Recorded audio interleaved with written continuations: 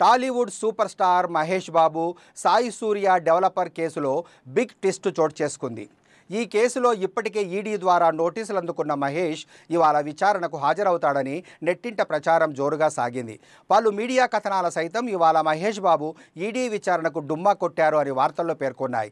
ఇప్పుడు ఇదే కేసులో కీలక అప్డేట్ వచ్చింది. మహేష్ బాబుకు పంపించిన నోటీసులో ఏప్రిల్ 28న ఈడీ ఆఫీసులో హాజరు కావాలని ఆదేశించినట్టు తెలిసింది. ఈ నోటీసులపై మహేష్ బాబు తాజాగా స్పందించారు. ఈ మేరకు ఈడీ అధికారులకు ఒక లేఖ రాశారు. షూటింగ్ కారణంగా ఏప్రిల్ 28న విచారణకు హాజరు కాలేనని ఆ లేఖలో పేర్కొన్నారు. అదే సమయంలో విచారణకు మరో తేదీ ఇవ్వాలని మహేష్ బాబు ఈడీని కోరారు.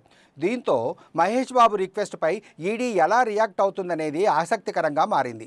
ఈ మేరకు ఈ రెండు రియల్ ఎస్టేట్ కంపెనీలు కొనుగోలుదారులను మోసం చేసినట్లు ఆరోపణలు ఎదుర్కొంటున్నాయి.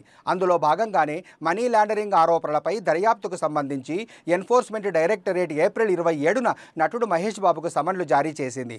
సాయి సూర్య డెవలపర్స్ సురానా గ్రూప్ ప్రచారం కోసం మహేష్ బాబు ఆమోదం తెలిపారని ఆరోపణలున్నాయి. సాయి సూర్య డెవలపర్స్ ప్రాజెక్టులకు ఆమోదం తెలిపినందుకు ఆయనకు 5.9 కోట్లు అందుకున్నారని ఈడీ వర్గాలు తెలిపాయి.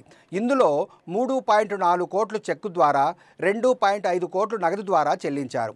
మోసపూరిత పద్ధతుల ద్వారా సేకరించిన లాండరింగ్ డబ్బులో భాగంగా ఈ నగదు భాగం ఉందని ఈడీ అధికారులు అనుమానిస్తున్నారు. Bhagyanagar properties limited director Narendra Surana, Sai Surya developers యజమాని కె సతీష్ చంద్రగుప్తా ఇతరులపై తెలంగాణ పోలీసులు నమోదు చేశారు. ఎఫ్ఐఆర్ల ఆధారంగా ఈడీ తన మనీ లాండరింగ్ దర్యాప్తును ప్రారంభించింది. అనధికార లేఅవుట్లలో ఫ్లాట్లను అందించడం, ఒకే ప్లాట్లను 2-3 సార్లు అమ్మడం, తప్పుడు రిజిస్ట్రేషన్ హామీలు ఇవ్వడం ద్వారా కొనుగోలుదారుల నుంచి ఈ సంస్థలు ముందస్తుగా కోట్లు వసూలు చేశాయనే ఆరోపణలున్నాయి. ఈ వెంచర్ వెనుక ఉన్న మోసపూరిత పద్ధతుల గురించి తెలియక చాలామంది పెట్టుబడి పెట్టేలా మహేష్ ప్రభావితం చేశారు. ఈ కుంభకోణం కార్యాచరణ అంశాలలో మహేష్ ప్రమేయం ఉండకపోవచ్చు, కానీ డెవలపర్ల నుంచి అతను అందుకున్న డబ్బును ఈడీ పరిశీలిస్తుంది. ఏప్రిల్ 16న జరిగిన సోదాల్లో సురానా గ్రూప్ అధిపతి నరేంద్ర సురానా సాయి సూర్య డెవలపర్స్ ప్రాంగణాల నుంచి పలు పత్రాలు, నగదు, సంబంధిత ఆధారాలను స్వాధీనం చేసుకున్నట్లు ఈడీ పేర్కొంది. ఈ పత్రాలు పెద్ద ఎత్తున ఆర్థిక అవకతవకలను సూచిస్తున్నాయని, వీటిలో 100 కోట్ల అనుమానాస్పద లావాదేవీలున్నాయని ఈడీ తెలిపింది.